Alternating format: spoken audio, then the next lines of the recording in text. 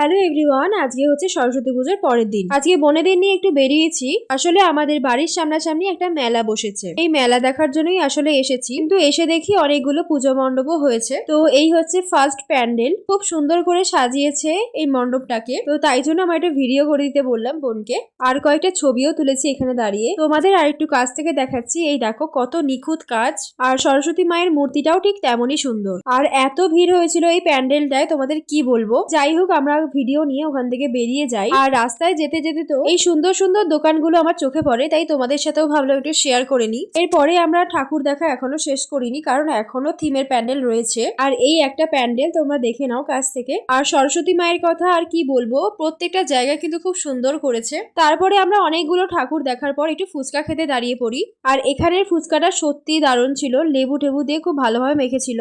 আর শেষে আমরা কতগুলো ঠাকুর দেখে মেলায় ঢুকি, কিন্তু মেলায় কি কি করলাম সেটা আছে পরের ভিডিওয়ে। বাই।